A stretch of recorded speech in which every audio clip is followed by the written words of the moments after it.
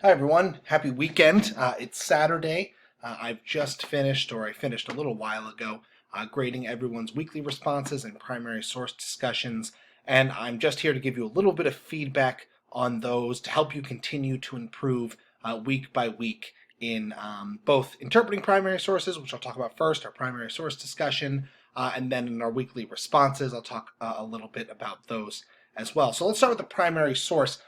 First of all, if you want really good examples of how to construct a primary source discussion, you can go into the discussion and read through some of the other students' responses. And I definitely think at the end of the week you should do that.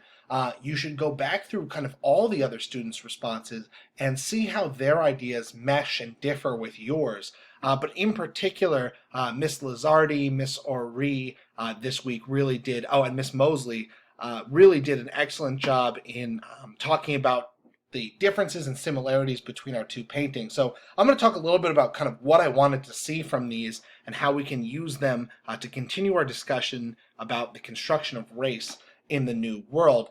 So we'll go first to the primary source that comes from the textbook. And here you have a painting done of a family within colonial Spain in the New World. And as many of you pointed out, and don't forget, there's a lot of background here. You should be reading this working with evidence background. Don't just go into the painting blind. Read a little bit of the background to give you kind of a foundation to work with. But I think the thing that strikes especially American students very quickly is that this family is obviously of a mixed race background, which when you're thinking about the colonial United States as a comparison, you might say, whoa, wait a second, I didn't think that happened too much. And you're right, it did not. In fact, within some colonies in what became the United States and some later states in the United States, mixed marriages were not allowed. And children of a mixed race background were not permitted to be in some states free, in other states to operate within certain social circles. So when you see this colonial family, you might be rather surprised. You're probably also surprised to note that a man of obviously looks like some sort of mixed background himself, perhaps African and native, or perhaps African and Spanish, but his definitely darker skin tone suggests that he is not from European or Spanish descent. The mother clearly looks, as some of you pointed out in your writings, to be of native background, perhaps Mayan or Incan of some sort.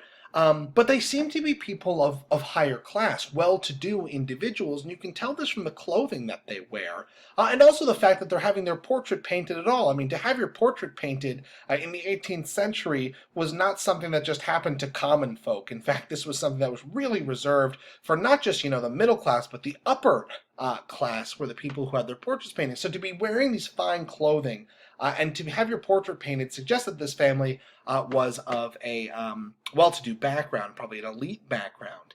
And what I think is most important, if you study this picture, like I said, is the fact that they're having their portrait painted tells you that this is something that was not just smiled upon, but very common in colonial Spain. This family, who comes from obviously very different racial backgrounds, is not surprising from colonial Spain. It would have been very surprising if this came from the British colonies, or the Dutch colonies, or even the French colonies, although in colonial New France there were intermarriages between coureurs de bois, runners of the woods, fur traders, and indigenous women, native women. That actually did happen quite frequently in Quebec and Louisiana. However, it wasn't widespread, but especially in the English and Dutch colonies, you're not going to see marriage across races. So a look at this picture tells you that not only did it occur, but elites occupied these mixed race backgrounds. And when we talked about it, a lot of you brought up last week, remember, don't just forget what we've done in the past. A lot of you brought up the social pyramid of New Spain and noted that a large group of people in New Spain, even though they weren't at the top of the social pyramid, were the mestizos, right? People of mixed ancestry. And so when you look at this painting, you should be thinking to yourself, oh, okay, I'm seeing a little bit of that mestizo class. I'm seeing the way in which people of mixed race background were not just subjugated to levels of poverty, of slavery, that they could become, well-to-do, middle to even upper class individuals in colonial society. For a moment while I switched back to my different videos. So in contrast to our family here, our colonial Spanish family of obviously mixed race background. When we look a little bit more specifically at this Dutch family here that we have painted, and I'll zoom in a little bit, by John Steen or John Steele, depending on which Dutch translation you're using. This colonial Dutch family, you'll notice, is very different. The setting and actually the clothing that they're wearing is incredibly similar. You'll notice that, like our colonial Spanish family, this Dutch family is decked out in the top of the line fashion for the 17th century. You'll see that the women are wearing long flowing silk dresses. The men are equally well dressed. You'll notice their house. This is kind of a bit of a difference from the Spanish family. We don't really know where the Spanish family lived, but here in our Dutch family portrait, their house has got itself equipped with really the top of the line furniture and symbols of social status. I mean, having a piano like that in your home meant that you were really, really among the elite. If you look at that portrait that hangs above the fireplace, you'll see an elephant and a horse, clearly kind of the symbols of Dutch colonialism. Remember, the Dutch were really involved in the colonization of Southeast Asia. And so we're not exactly sure from the painting where this family is. This could be in Java, this could be in Southeast Asia, this could be in South Africa, where the Dutch also colonized, or this could be in South America, or possibly even New Amsterdam, which is today New York, a Dutch colony before it's seized by the British. So we don't know exactly where this family is, but actually there's a lot of commonalities between the family depicted here and our colonial Spanish family, except you'll also notice a decent amount of difference. The first and probably most striking one is that this family is not of mixed race background. Unlike the Spanish, the Dutch did not promote the mixing of races in order to populate their colonies. Remember, and a lot of you talked about this in your responses, the Dutch were not interested in building large territorial empires. They didn't practice settler colonialism, meaning they weren't moving large members of their population from Europe to Southeast Asia, to South Africa, to North and South America. They're not practicing settler colonialism. Instead, they're establishing trading post empires. And so a couple of elite families, especially if they were involved in either governance or if they were involved in trade directly, moved to some of these colonial areas, but most of the Dutch population remained in the Netherlands. They weren't going to go to the colonies. And this family is one of those colonial families, but you'll notice that they look almost exactly like a family in the Netherlands would look like. There's no mixing of different peoples, there's no mixing of races that's going on in the production of this family. In fact, the only person of a different race that you'll notice is this boy who sits over in the corner. A lot of you, or some of you, really missed this really important feature to this painting. This boy, clearly a servant or a slave of some sort working in the household, is of African or Southeast Asian descent. He is clearly different from the rest of the family. You can notice that by his skin tone and because of his place in the photo. When artists work, for the most part, especially in the 17th, 18th, and 19th centuries, your eyes are drawn to the center of the photo, right, of the painting. The center part of the painting is what draws your attention. In this painting, that's absolutely true here. You have the real heart of the family, the father figure and the mother figure, who are occupying the central part of this painting. And then off to the side, almost blending in with the background, is this boy who obviously operates as a servant or a slave within this household. And you'll also notice from possibly his facial expression or maybe his actions that he is almost depicted as misbehaving. You know, what might this say about the artist's opinion of people of a different race, or about people's natural character if they're not proper Dutch people, right?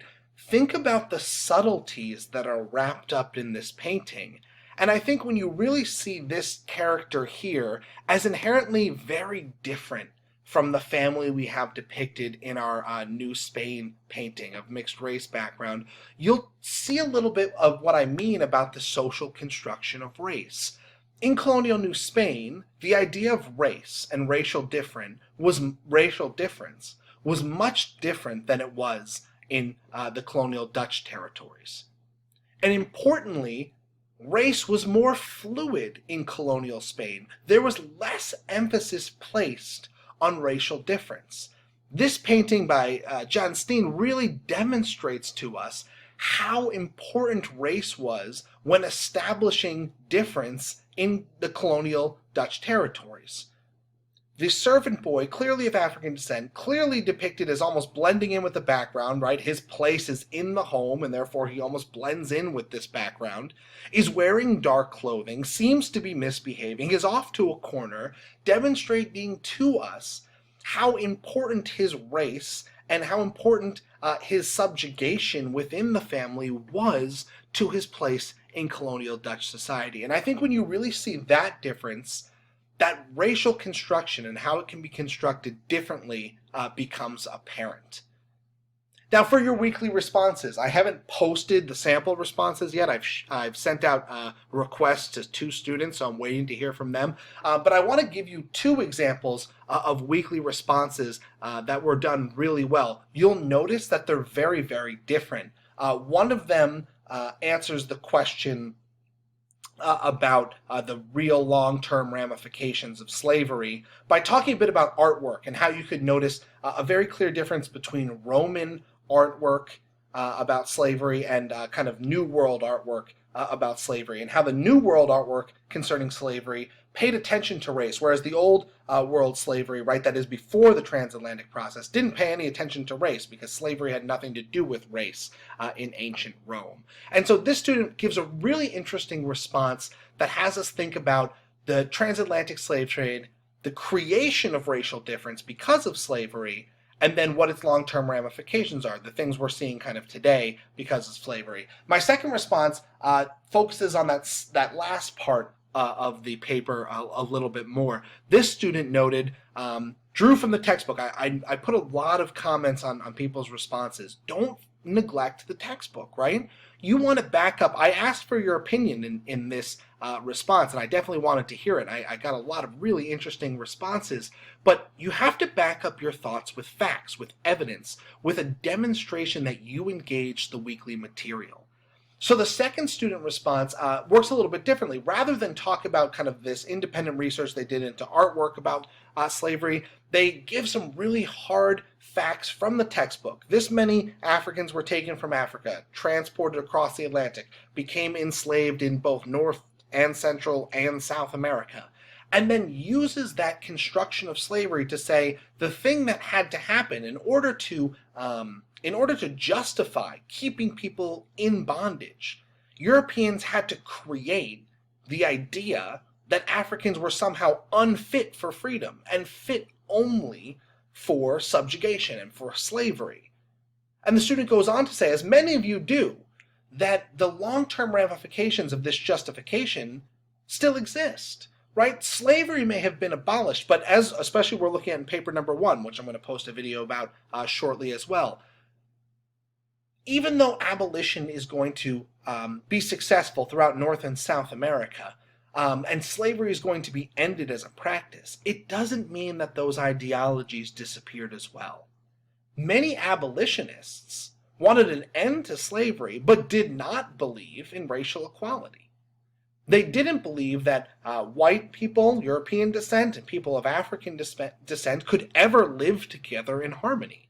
And they believed that racial difference played into this. So even though they were opposed to slavery, they still bought into that idea of racial difference that was created to justify the institution itself. And so these 2 different weekly responses, they operate totally differently. One, independent research, another one, really hard facts from the text, and then using it to back up their explanation. But they're excellent examples of, first of all, really good writing. Secondly, perfect engagement with the sources from the week, the lecture, the textbook readings, the podcast.